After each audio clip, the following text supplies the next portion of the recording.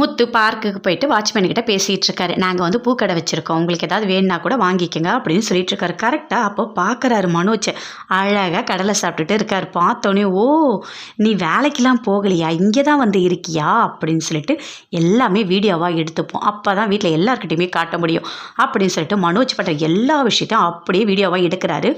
எடுத்துகிட்டு வீட்டுக்கு வராரு முத்து. வந்தவுடனே வீட்டில் எல்லாருக்கிட்டையுமே சொல்கிறாரு நடந்த எல்லாத்தையுமே. அதை கேட்டோடனே விஜயா பயங்கரமாக ஷாக் ஆகுறாங்க. ஐயோ என்ன இப்படி பண்ணி வச்சுருக்கான், எல்லாமே தெரிஞ்சிருச்சே அப்படின்னு சொல்லிட்டு.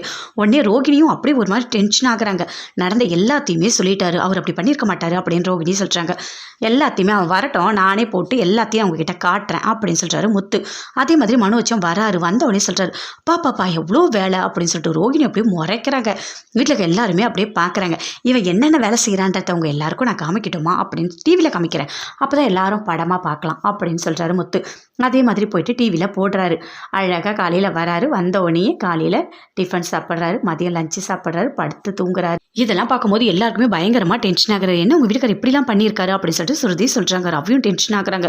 அண்ணாமலையும் பார்க்குறாரு. எல்லாருமே பார்க்குறாங்க. இவன் என்ன பண்ணி வச்சிருக்கான்னு தெரியுதா, நல்லா போய் தின்னுட்டு நல்ல சந்தோஷமாக இருந்துட்டு வரான் அப்படின்னு சொல்கிறாரு முத்து.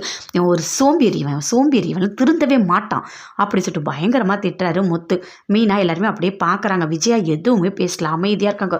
ரோகிணிக்கு பயங்கரமாக கோவம் வருது. இவ்வளோ நாள் வேலைக்கு போகிறேன்னு பொய் சொல்லிட்டு இப்படி தான் போய் பார்க்கில் உட்காந்துட்டு வராரா அப்படின்னு சொல்லிட்டு அவங்களும் ஒரு பக்கம் பயங்கரமாக கோவப்படுறாங்க.